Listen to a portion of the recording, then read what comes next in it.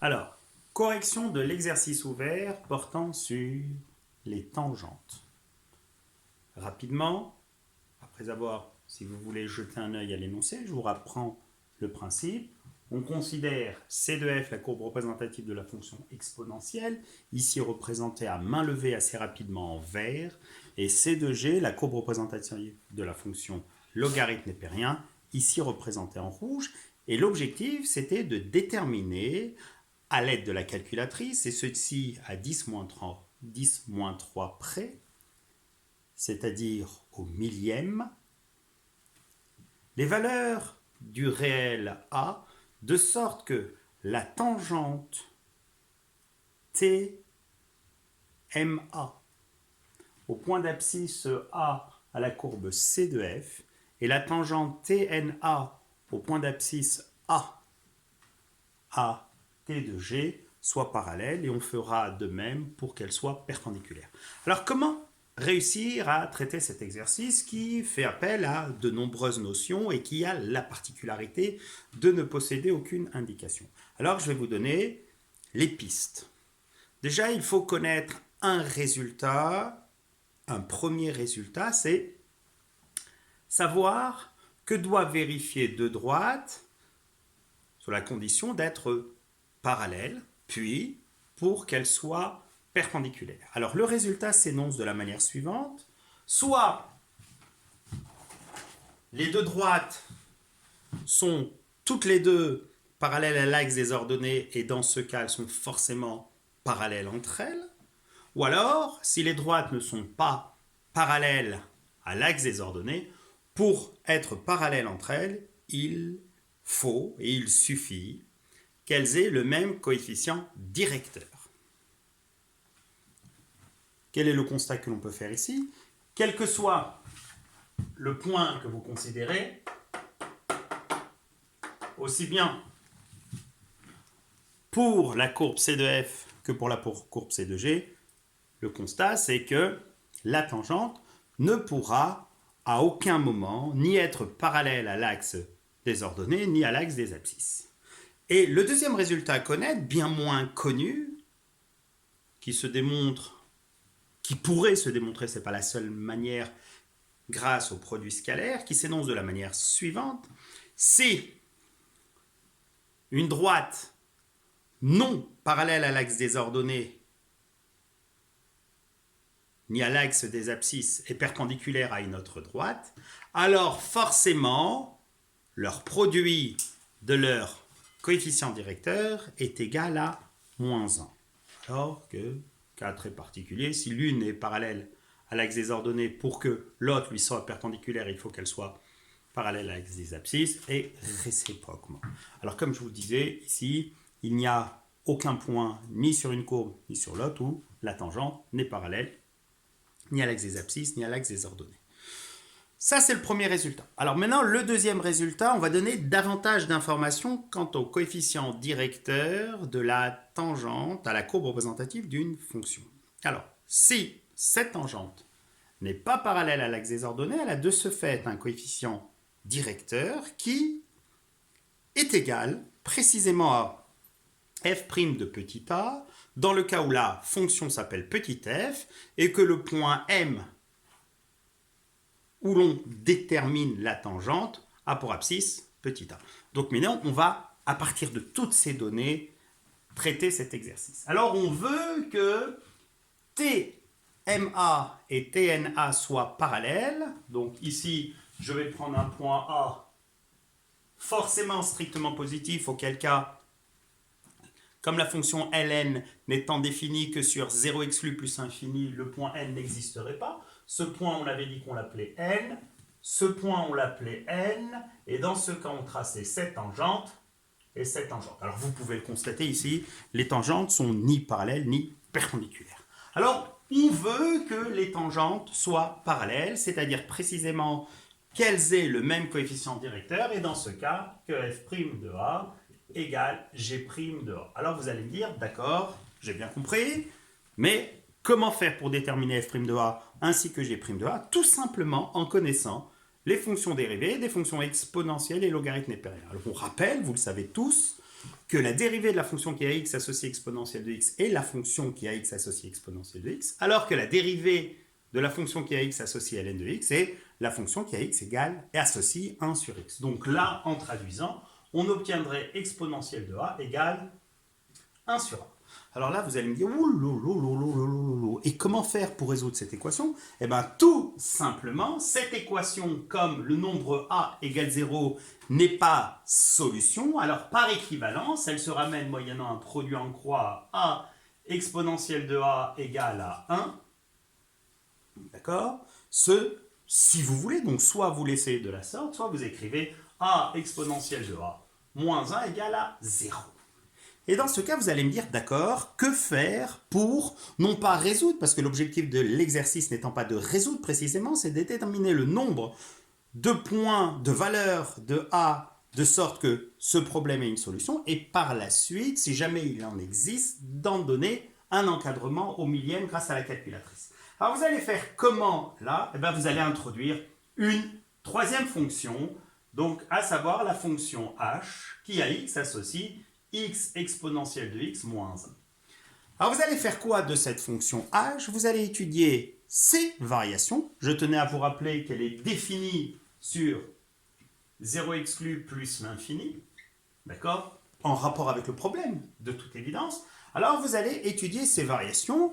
Grâce aux variations et aux soit limites, soit images, vous allez, moyennant le corollaire du théorème des valeurs intermédiaires, pouvoir déterminer avec précision le nombre de solutions de h de x égale 0. On est d'accord? Parce que dire que ça égale 0, par équivalence, ça se ramène à h de a égale 0.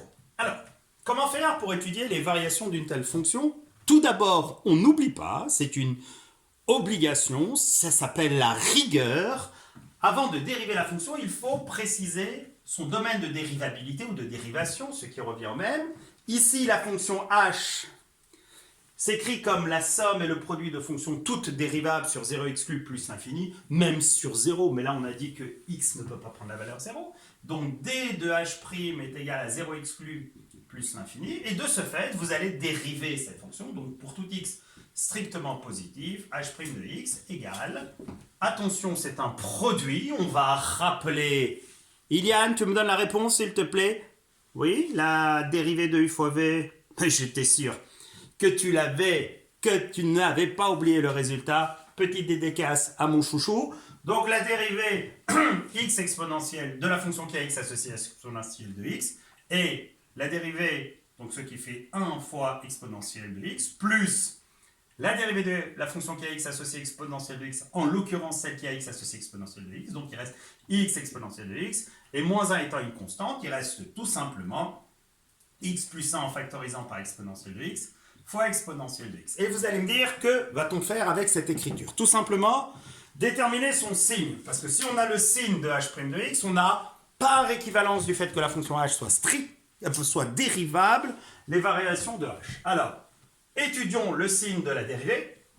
Rien de compliqué, elle s'exprime sous la forme d'un produit de deux facteurs de signes immédiats. Donc ici, on a x. Je vous rappelle qu'on est entre 0 et plus l'infini. X plus 1 s'annulant en moins 1, le fait d'être une fonction affine, donc moins 1, gardez en tête que c'est une valeur qui précède 0.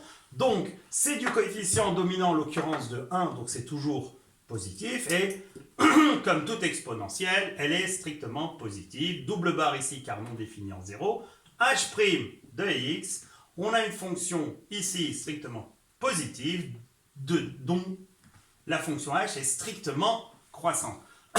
On va faire la limite de h de x quand x tend vers 0. Alors ici, elle est immédiate. D'accord? Reprenez. Donc, si on venait à faire la limite, donc on obtiendrait 0 exponentielle de 0, ce qui donne 0, moins 1, donc moins 1. Et si on venait à faire la limite en plus l'infini, le résultat est obtenu directement. Ce n'est pas une forme indéterminée, vu que x en plus l'infini tend vers x, tout comme exponentielle de x. Donc par produit, x exponentielle de x tend vers plus l'infini. Donc h de x tend vers plus l'infini. Alors vous allez me dire, d'accord, et qu'allons-nous pouvoir préciser à partir de ça? Ben, c'est très simple. La fonction h sur l'intervalle 0 exclu plus l'infini est une fonction continue. strictement croissante à valeur dans moins 1 exclu plus l'infini qui contient ce fameux 0. Alors, moyennant le corollaire du théorème des valeurs intermédiaires, l'équation h de x égale 0 admet une solution qu'on va appeler alpha. D'accord? Et moi, la question que je vous ai posée, c'est quand est-ce que les tangentes sont parallèles qui, par équivalence, se ramènent à quand est-ce que h de x égale 0? Réponse une seule fois pour une valeur alpha. D'accord? Et maintenant, comment faire pour déterminer un encadrement de alpha au millième? Allez chercher votre calculatrice. Donc, j'ai fait comme vous. Je suis allé récupérer ma calculatrice. Dans y1, j'ai rentré x exponentielle de x moins 1. Je vais faire un tableau de valeurs. D'accord? Donc, je vais dans table. C'est ce que vous avez fait. Et maintenant, dans mon tableau, je vais rentrer une valeur, alors au hasard pour alpha. Alors je vais prendre par exemple 2. Et j'ai vu que h de 2 est un nombre strictement positif. Donc forcément, alpha, qui vérifie h de alpha égale 0, va être strictement inférieur à 2. Donc là, je vais prendre 1, et je vois à nouveau que h de 1 est strictement positif. Et de ce fait, alpha est compris entre 0 et 1. Alors à partir de là, je ne vais plus m'amuser à balayer l'intervalle, à le faire par tâtonnement. Ce n'est pas moi qui vais le faire, c'est la calculatrice qui va procéder à ce balayage. Donc pour cela, très simplement, je retourne dans 7, je vais mettre en start 0, en end, excusez-moi de mon accent 1, et pour step qui correspond au pas, je vais mettre 0,1. Je fais mon tableau de valeurs et quel est le constat que je peux faire?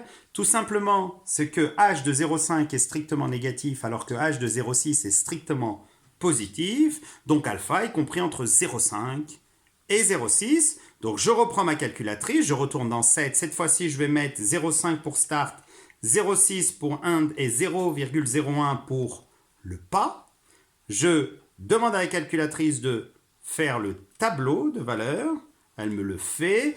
Je défile mon curseur et je vais visualiser quand est-ce que les images passent du négatif au positif.